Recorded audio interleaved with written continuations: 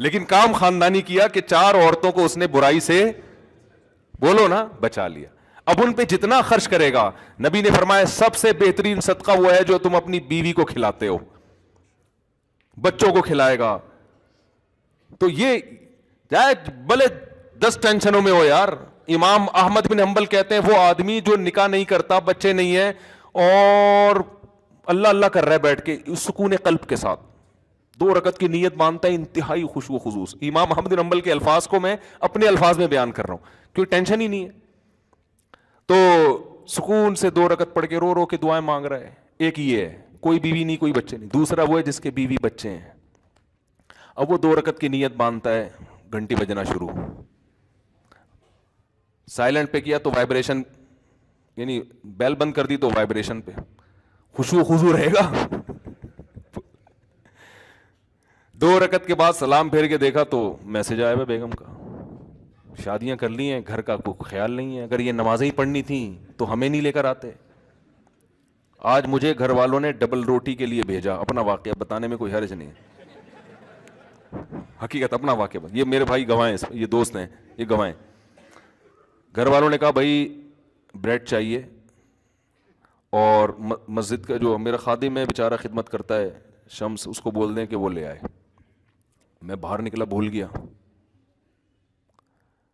پھر میں گھر گیا, گھر والوں نے کہا آپ کو ڈبل روٹی لینے کے لیے بھیجا. میں نے کہا بالکل ذہن سے نکل گیا.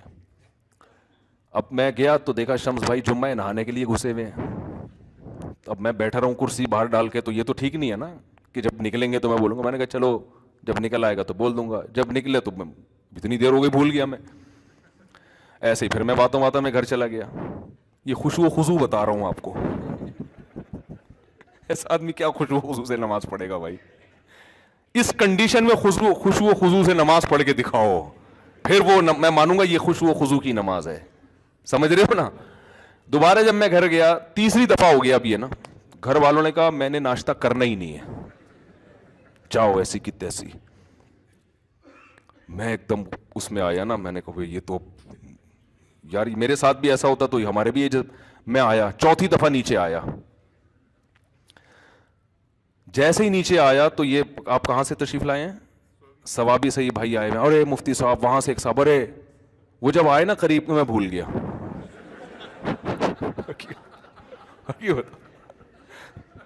حقیقت بتا رہا ہوں.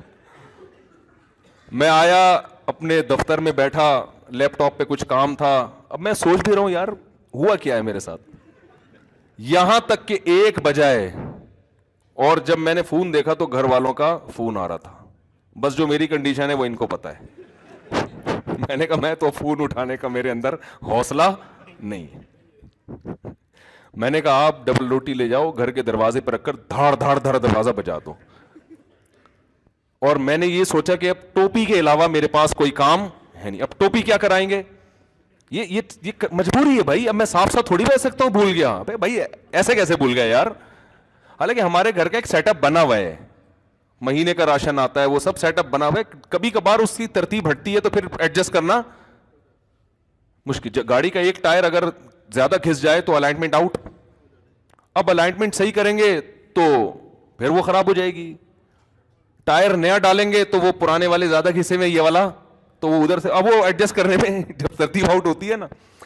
تو میں نے کہا بھائی میرے اندر تو اب ہمت نہیں ہے, میں جاؤں گا خام خواہ میں, گھر میں الٹی سیدھی باتیں ہوں گی. جمعے کا ٹائم ہو رہا ہے, میں غصے میں یہاں کے بیٹھوں گا تو یہاں بھی وہ ڈبل روٹی کی باتیں شروع ہو جائیں گی پھر. تو اب آپ ایسا کرو, دروازہ بجاؤ اور پتلی گلی سے نکل آؤ.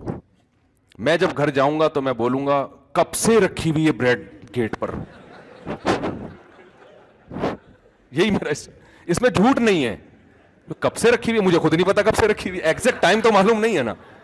وہ بندہ دروازہ بجا رہا ہے یار, کب سے رکھی ہوئی ہے. تو یہ میرے ذہن میں پروگرام تھا کہ بھائی ٹوپی بندے پہ ڈال دو. تو آخر یعنی اگر اس میں ناکام ہو گیا تو کہیں گے اس نے, یہی چلتا ہے گھر اسی طرح چلتا ہے. ایسا نہیں ہوتا کہ میں بھول گیا تو میں پھر بھول گیا تو میں پھر بھول گیا تو پھر بھول گیا. تو خیر جلدی سے بات ختم کرتا ہوں. تو بس 2 رکعت امام احمد بن حنبل فرماتے ہیں کہ جس کے بال بچے ہوں وہ ان کی فکر میں ہو, ان کو کھلانے پلانے کی فکر میں ہو, ان کے ذمہ داری پوری کرنے کی فکر میں ہو, تو وہ اس کی 2 رکعت اللہ اس پہ ثواب اس کو زیادہ دے گا. تو کیونکہ وہ نیچر پہ چل رہا ہے نا, پادری پن تھوڑی ہے کہ جنگلوں میں نکل جاؤ بس اللہ اللہ کرو بیٹھ کے. تو اصل جو قرآن کے احکام ہے نا, جس میں وراثت کا حکم ہے, سود سے بچنے کا حکم ہے, بہنوں کو وراثت دینا, کسی کا مال ناحق نہ کھانا, جو کام آپ کے ذمے لگا ہے وہ دیانتداری سے ادا کریں. تو یہ کام مسلمان پہلے چونکہ کر رہا تھا تو ترقی کر رہا تھا, اب یہ کام مسلمان نے چھوڑ دیے ہیں. اور اگر ہم جنت جہنم کو بیچ سے نکال دیں گے نا میرے بھائی, تو مسئلہ یہ ہوگا کہ یہ جتنے ہیں نا اس سے ہی جائیں گے. یہ ایسا نہیں ہوگا کہ چاند پہ پہنچنا شروع کر دیں گے, کیونکہ ہمارے لبرل لوگوں کے ہاتھ میں ہمارا تعلیمی نظام ہے جو مذہب پہ چلتے ہی نہیں ہے. تو دیکھو تعلیمی نظام کا کیا بیڑا غرق کیا ہوا ہے انہوں نے. اللہ تعالی ہمیں سمجھنے کی عمل کی توفیق عطا فرمائے. وما علینا